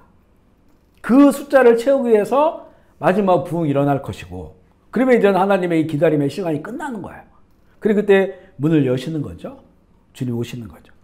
그렇지만 중요한 건 뭐냐면 예수님이 그 때와 그 징조를 알려줬기 때문에 무화과 나무가 이렇게 잎사귀가 많아. 우리는 무화과 나무 지금은 전라도에 많이 심더라고, 무화과 나무. 근데 우리한테 좀 멀어요. 개나리가 필 때가 되면 개나리가 막 이제 막 몽오리가 치면 봄이 온 줄 알거라라고 하는 이런 말씀이에요. 이런 예수님이 말씀하신 것들이 이제는 다발적으로 일어나는 거야. 왜냐하면 그동안 역사 가운데도 부분적으로 일어났거든요. 근데 중요한 거는 그때는 일어났어도 이런 일이 일어나는지 우리가 몰랐어요. 우리는 모르고 있는데 주님이 오시면 어떻게 해? 근데 지금은 우리가 다 알고 있어요. 세상에 어떤 일이 일어나고 있는지 날마다. 그러면 이제는 관심을 가지고 봐야 되고, 아 정말 이런 징조가 일어나고 있구나. 그리고 이제는 바울이 말한 것처럼 적그리스도가 점점 두각을 나타내게 될 것이고, 그리고 배교하는 교회가 아주 이건 정상적인 교회인데 그 교회가 이제는 추구하는 걸 보면 거의 이제 복음을 떠나고 있는 거예요. 그죠? 다른 쪽에 관심을 갖고 있는 거예요. 주님 오시는 데 대해 관심이 없어요. 배교하는 거예요, 이게요. 이런 식으로 이제 가는 거죠. 그러면서 이제는 그럴 때 우리는 깨어서 기도랑 깨어 있다고 하는 거는 우리가 잠을 자지 말라는 게 아니고 이 주님의 오심이 이제는 오늘이 주님 오신 날이 될 수도 있고 또 내 인생 가운데 주님 오신 날이 될 수 있고 이거를 인식하며 신앙생활을 하라는 거예요. 아멘이시죠? 그러니까 깨어있다는 게 무슨 뭐 잠 안 자고 이런 게 아니란 말이에요. 그러니까 우리가 생활하면서 문득 생각하는 거예요. 전에 제가 막 처음에 어떤 뭐 하나님께서 어떤 막 환상 이런 거 보여주고 이랬을 때는 진짜 날마다 너무 깨 있었어 그냥. 그러니까 그때는 제가 어떤 생각을 하냐면 그때는 약간 사람이 편향적으로 되더라고요.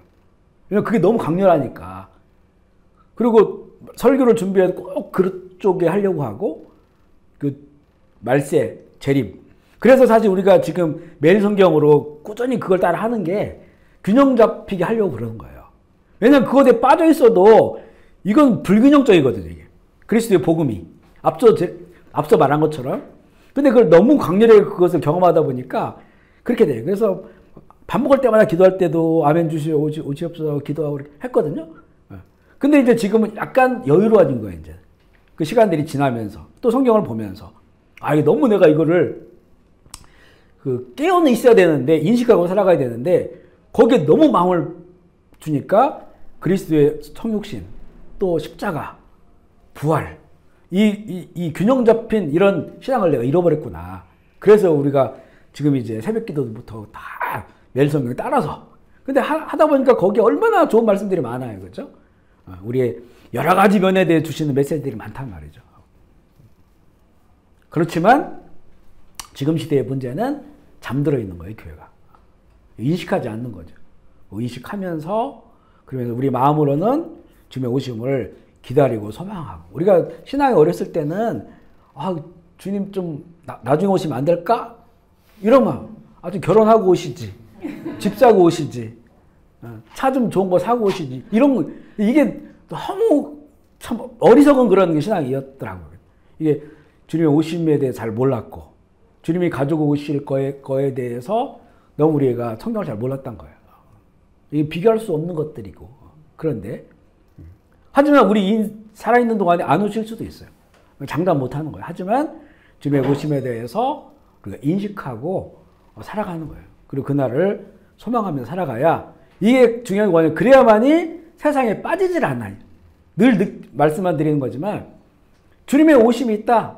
영원한 나라가 있다라고 이거를 거기에 초점을 맞춰야만이 지금 이 세상이 어려워도 또 너무 좋아도 여기에 빠지지 않는 거예요. 근데 자꾸 이런 걸 잃어버리면 지금 어려움에 빠지고 좋으면 좋음에 빠지고 이렇게 되거든요. 이게 예수님께서 그날과 그 시는 알지 못한다는 거에 신비예요. 2000년 동안 그날을 모르니까 2000년 동안 그 성도들은 그날을 기다리며 살아왔잖아요. 손양원 목사님 전에 이야기했지만 그분이 그 순교하셨잖아요. 순교하기 전에도 나환자들과 같이 사시면서 그들을 업고 그 여수 그 바닷가 거기 제가 2번인가 가봤는데 나환자들 지금 나환자가 문둥병 걸린 사람들 그들을 바닷가 날마다 업고 가서 씻어주고 어떤 사람은 피고름도 입으로 짜주고 그렇게 사셨어요. 그러다가 이제는 인민군들 돌아가지고 이제는 그 아들들이 그 인민군 들어오기 전에 좌익 젊은 사람들한테 둘 다 죽잖아요. 맞아 죽는단 말이에요. 이건 기독교이고 우익이니까. 근데 죽인 사람을 자기 양자 삼았잖아요. 그분 지금 살아계세요. 목사님이에요. 그러다가 이제는 나중에 그 인민군들 들어오면서 이제 총살 당하셨는데 그 감옥에서도 늘 너무나 막 밖에 사모님이 너무 힘들고 죽을 것 같다고 하니까 그 원래 그 목사님이 혼내키면서 근데 그 감옥 안에서도 이렇게 그 일제시대 감옥이니까 얼마나 힘들어요. 감사하며 살고 있는데 한번 본인 아들 둘 죽었을 때도 구중감사라고 9가지 감사를 썼잖아요. 우리 애들이 선교사님들이 애들을 잘 봐서 미국으로 지금 데리고 가려고 했는데 죽은 거예요. 그러면서 이 미국보다 더 좋은 천국 가서 감사하다. 그렇게 그 편지가 있어요. 거기 가보면 거기에 지금 그 손양원 기념관 가보면 그 편지 있어요. 제가 사진 찍어가지고 왔는데 이게 보면 이게 상상할 수 없잖아요. 그런 분이. 근데 이분이 어떻게 이런 신앙을 가지고 있을까라고 했는데 그분이 그 가사를 붙인 그 그 노래가 바로 낮에나 밤에나 눈물 머금고 우리 주님 오시기만 기다립니다. 서쪽 하늘 그 구름만 봐도 오늘 언제 주님 오실지 내가 기다립니다. 9절까지 제 9절 다 그게 주님 오시는 거예요. 그게. 예. 정말 은혜 많이 받았어요. 이분이 어떻게 그런 초인적인 그런 상황들을 버텨가면서 그렇게 순교 자리까지 나갈 수 있었을까? 봤을 때 그분이 정말 주님 오심을 사모하고 기다린 그 믿음이 있었기 때문에 이제 마음을 그곳에 두었기 때문에 가능했음을 알게 되었죠. 그래서 우리 이 주님의 재림에 대한 이 신앙이 우리 꼭 신앙 안에 예수 그리스도 복음 안에 한 켠에 늘 우리가 간직하면서 소망하면서 살아가야 될 것입니다. 아멘이시죠? 네, 네. 14장에는요, 십자가의 길이 나오는데요. 보면 여기에 보면 14장 그 1, 2절 한번 읽어볼게요. 1, 2절 시작. 이틀이 지나면 유월절과 무교절에 대제사장들과 서기관들도 이르되 밀란이 날까 하노니 명절은 하지 말자. 자, 여기 보면 이게 유월절이란 말이에요. 근데 이들이 예수님을 죽이고자 했는데 이때는 큰 명절이니까 만약 예수님을 추종하는 자들이 많은데 여기서 죽이면 밀란이 일어날 수 있으니까 죽이지 말자라고 결단했단 말이에요. 근데 이게 왜 이게 심각한 문제냐면 예수님은 반드시 유월절에 피 흘리고 죽으셔야 돼요. 구약의 예언으로 봤을 때. 왜냐하면 예수님이 유월절 그 첫 번째 유월절이죠. 출애굽할 때 그 유월절 어린 양의 피를 발랐을 때 그 집들이 죽음이 넘어가잖아요. 이게 성경에서 보여준 예표. 그리고 꾸준히 이 성경은 그 소와 양과 염소의 피를 흘려서 제사함 맞는 것을 보여주고 있는데 그 출발은 유월절이라는 말이에요. 예수님은 반드시 유월절에 죽어야 되거든요. 죽으셔야 되거든요. 그래서 예수님이 유월절을 맞춰서 예루살렘 가신 거예요. 근데 이 예수님을 죽이려고 했던 사람들이 포기해버린 거야. 유월절에 안 죽이려고. 근데 결론 어떻게 됐습니까? 유월절에 죽으셨죠. 딱 유월절에 양 잡는 그 시간에 딱 죽으셨어요. 이 왜 이렇게 됐냐면 이 가룟 유다가 한복을 한 거예요. 갑자기 가룟 유다가 와가지고 자기 예수님을 넘겨준다는 거예요. 예수님 넘겨준다고 해도 안 넘겨줄 수 있잖아요. 아니 안 죽일 수 있잖아요. 근데 이게 왜 중요한 사건이냐면 예수님에 대해서 지금 고발하고 모함해야 되는데 가룟 유다는 그 그룹의 회계를 맡았어요. 그 말은 최측근이란 말이에요. 이 사람들이 볼 때 예수님이 가룟 유다가 예수님 이 제자 그룹의 최측근이야. 수많은 제자들이 있지만 그 중에 12명 사도는 최측근에다가 거기에다가 재정을 맡았으니까 최측근이에요. 근데 이 가룟 유다가 자기 예수를 넘겨준다는 거야. 그러니까 이게 그 대제사장 예수를 죽이려고 했던 사람들은 너무나 좋은 기회가 온 거예요. 내부의 가장 최측근이 이 사람을 내어준다고 한 거니까. 그러면 이 예수라는 사람이 수많은 사람들이 따라가 다니는 이런 메시아나 그리스도 이런 게 아니고 내부에 가장 최측근에 있는 사람이 이 사람을 죽어야 된다고 내준다니까 얼마나 좋은 기회가 된 거예요. 그 마감을 쭉 읽어보면 그 가룟 유다가 그 유월절 시작될 때 찾아와가지고 내주겠다고 했기 때문에 결국 유월절 전날 예수님이 잡힌 거예요. 그러면서 성경이 이루어지게 된 거죠. 이루어지게 됐어요. 이게 하나님의 이런 그 시나리오가 이게 기가 막혀요. 유다가 이렇게 배신하고 그때 또 찾아가서 그러니까 예수님 그러시잖아요. 내가 갈 길은 이미 정해진 길이다. 근데 네가 그거로 쓰임 받은 게 안타깝다는 거예요. 가룟 유다가. 그 가룟 유다가 그 자기 안에 있었던 예수님에 대한 어떤 불신들 또 그 민족주의자였는데 자기 생각하는 그런 메시아상이 아닌 거야. 정치적 메시아가 아니고 거기에 대한 어떤 그 절망감들 그리고 돈을 좋아하는 사람이다. 여러 가지 이런 것들이 되어져서 결국에는 예수님을 이렇게 팔게 되면서 급속하게 이 일이 벌어지게 된 거예요. 그리고 이제 예수님께서 이 초의 만찬이죠. 14장 22절 23절 말씀 읽어볼게요. 시작. 그들이 먹을 때에 예수께서 떡을 가지사 축사하시고 떼어 제자들에게 주시며 이러시되 받으라 이것은 내 몸이니라 하시고 또 가능하시사 감사 기도를 하시고 그들의 주시나니 다 이를 마시되 이것은 많은 사람을 위하여 흘리는 나의 피 곧 언약의 피니라. 그리고 마태복음에는 새 언약이라고 나와요. 새 언약. 그 구약이 그 오래된 옛 약속이잖아요. 옛 언약. 그 언약이 예수님 통해 이루어진 거예요. 그리고 예수님이 이제는 다시 새로운 언약을 주시는 거예요. 근데 그 언약의 증표가 뭐냐면 그 살과 피를 먹는 거예요. 우리는 이것을 믿음으로 예수 그리스도의 살과 피를 받아들이는 거죠. 왜냐하면 그 살과 피가 나의 죄를 위한 희생의 값이라고 하는 것을 우리가 믿는 거예요. 그래서 그걸 믿고 받아들이면 그는 이제는 새 언약 안에 들어와 있는 새 언약. 새 언약은 뭐냐면 이제는 하나님의 나라죠. 그게. 이 땅에 하나님의 나라를 누리고 또 영원한 하나님의 나라를 들어갈 수 있는 그런 그 새 언약의 피다라고 말씀하시고 예수님의 기도죠. 14장 36절 말씀 읽어볼게요. 시작.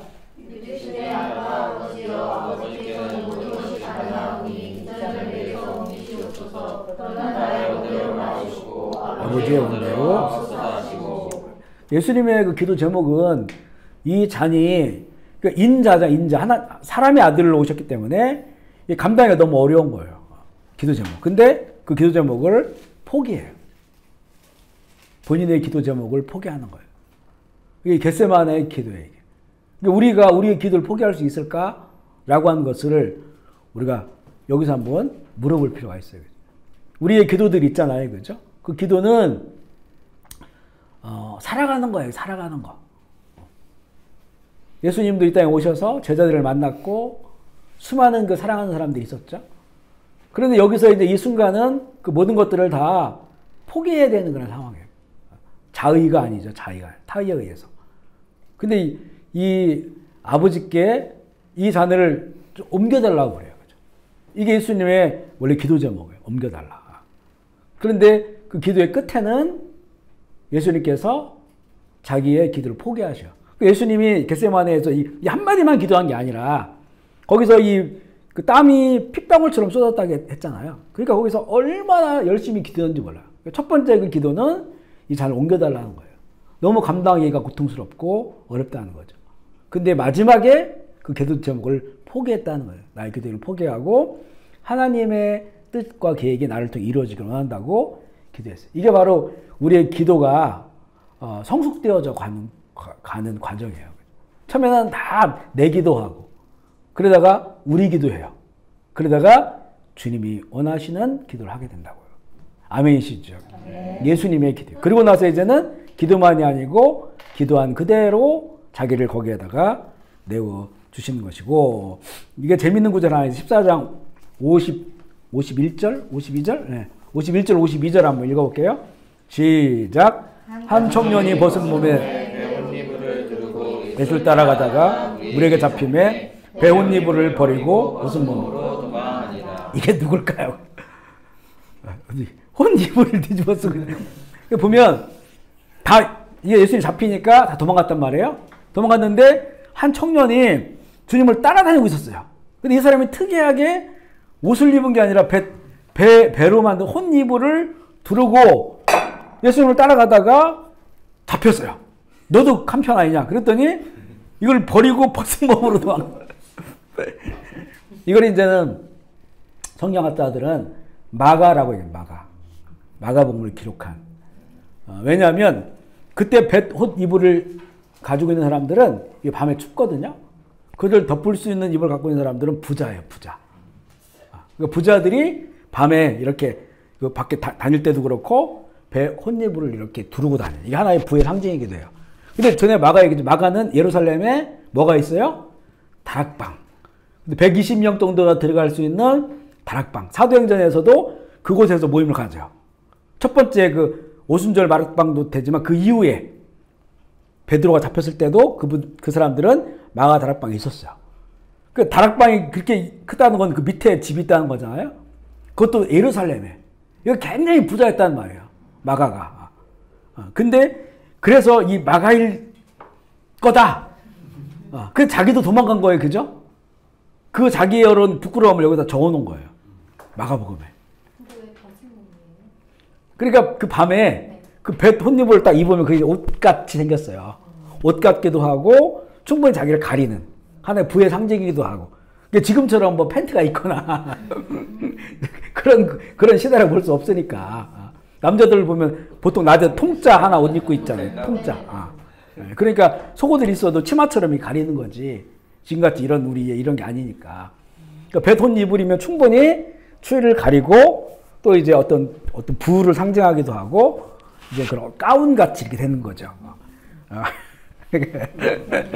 제가 이거 지금 너무 재밌기도 하고 또 마가가 스스로 자기의 어떤 이런 이야기를 여기다 나중에 보면 이제 베드로도 막 울잖아요. 그 닭이 울을 때 그래가지고 뭐 그 뒤에 무슨 성경에 안 나왔잖아요. 베드로는 평생 닭고기를 안 먹었다. 뭐 이렇게 그런 얘기 있더라고요. 닭고기를 안 먹었다. 그런데 그렇게 성경에 기록된 것처럼 마가도 자기의 어떤 뭐라고 할까요? 회한이죠. 그죠? 회한. 근데 이런 마가가 이제 성령 받고 이제 주님의 제자가 되고 또 성경까지 쓰게 되는 베드로의 배신 14장 72절 말씀 읽어볼게요. 시작. 닭이 곧 두 번째 울더라. 이에 베드로가 예수님께 자기에게 하신 말씀 곧 닭이 두 번 울기 전에 세 번 나를 부인하리라 하심이 기억되어 그를 생각하고 이 앞에 이야기는 다 아시죠? 나중에 예수님은 막 저주하고 그랬어요. 근데 베드로가 예수님을 배신했다는 게 우리한테 너무 고마운 거예요. 제자들이 다 예수님 도망갔다라는 게 너무 고마운 거예요. 왜냐하면 이게 만약에 그렇지 않았으면 이분들은 우리랑 너무 다른 사람들이야. 우리는 죽음도 두렵고 맞는 것도 두렵고 사람들의 비난도 두려워요. 정말 예수님의 제자가 될 수 있을까? 끝까지 따를 수 있을까? 그런 마음들이 있거든요. 그리고 우리가 그동안 살아가면서 보니까 정말 예수님을 버린 적도 많고 그리고 뭐라 할까요? 저 같은 경우는 정말 교만해져 가지고 하나님 죽으셨다고 그렇게 성경을 찢어서 던져버린 적도 있고. 그러면 만약에 베드로나 제자들이 이런 사건이 없었다면 우리가 어떻게 이 주의 일을 우리 감당할 수 있겠냐는 말이에요. 이 사람들이 끝까지 자기도 목숨 걸고 주님을 따랐다고 한다면 너무 완벽하잖아요. 완벽해요. 그 우리에게는 이게 비교 대상이 안 되는 거예요. 근데 이 베드로가 예수님을 철저하게 배신했어요. 그죠? 떠났어요. 저주까지 하면서. 그리고 또 더 낙향해가지고 고향까지 완전히 다 포기해버려 가버리는 거죠. 절망에다가 자기 안에 있는 자기의 이런 모습들을 보게 됐고, 그죠? 예수님이 어떤 분인데. 그러니까 이걸 보면서 우리에게도 이게 소망이 생기는 거예요. 제자들 다 도망갔구나.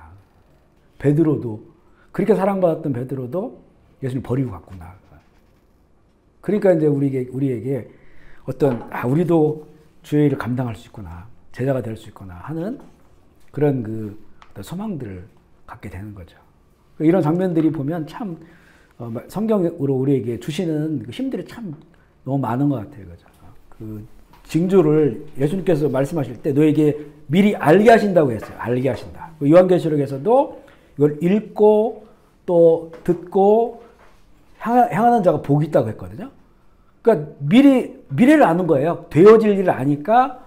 그러니까 오히려 그런 일들이 일어났을 때 두려워하거나 다른 해석이나 다른 생각 아니하고 오히려 주님에 대한 기대함과 소망을 가지고 살아갈 수 있는 굉장히 아주 큰 축복이에요. 사실은 미리 알게 됐다는 것이. 지금 세상에 지금 이런 앞날을 아는 사람들이 어디 있겠어요. 그죠? 정말 예수님께서 미리 가르쳐 주셨고 그것을 우리가 함께 나누고 사모하면서 알아가게 되는 거죠. 지금도 그렇지만 우리가 모르는 게 아직도 많을 거예요. 더 말씀을 통해서 깊이 있게 나아갈 길이지만 그런 의미에 참 감사하고 그리고 세상의 흐름 속에서 우리는 여러 가지 어떤 분별하고 해석할 수 있는 그런 기준들이 있겠지만 가장 먼저 하나님의 말씀으로 예수님이 주는 이 정보 이걸 가지고 먼저 보고 완벽하게 알 수는 없겠지만 이런 그림들, 이런 길들, 이런 미래들을 우리가 볼 수 있다는 거예요. 이걸 보고 살아가는 것이 얼마나 큰 은혜인지 모르겠고요. 또 예수님의 그 십자가의 그런 그 길을 통해서 또 그곳에 함께 했던 제자들의 모습을 보면서 또 우리의 모습도 비춰보고 그래서 다시 또 우리는 이 제자들이 성령 받고 이제는 다 자기 목숨을 버렸죠. 주님처럼. 그런 길을 걸은 것처럼 우리도 얼마든지 주님의 제자로 살아갈 수 있는 그런 그 은혜들을 보게 됩니다. 이 시간 우리 결단하면서 오늘 말씀 생각하시면서 같이 우리 주의 이름 부르고 통성으로 기도하겠습니다. 하나님 아버지 감사합니다. 오늘 우리가 주의 이름으로 모이게 하시고 또 함께 마가복음의 말씀을 나누게 하셔서 주님 감사합니다. 우리에게 전해주신 마가가 전한 이 복음 마음에 새기고 또 지혜로운 자들이 되게 하여 주셔서 이 세상을 말씀을 통하여 볼 수 있도록 주님 인도하여 주시옵소서. 또한 주님 우리에게 하나님의 나라를 주셔서 감사합니다.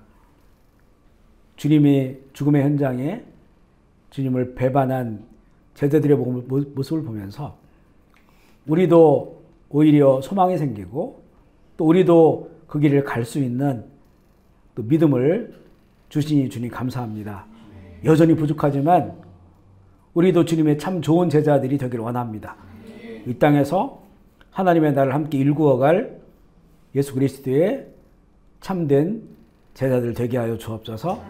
더 잘 배우고 또 연습하고 훈련하고 또 적용하여서 우리를 통하여 주의 뜻이 이루어지게 하여 주옵소서. 정말 이 말씀을 보면서 우리가 그날이 언젠지 모르겠지만 주님 오실 날이 가까워지고 있음을 느끼게 됩니다. 더 깨어있게 하시고 그리고 잘 준비하게 하시고 더 말씀 안에 열심히 살아가게 하여 주시옵소서.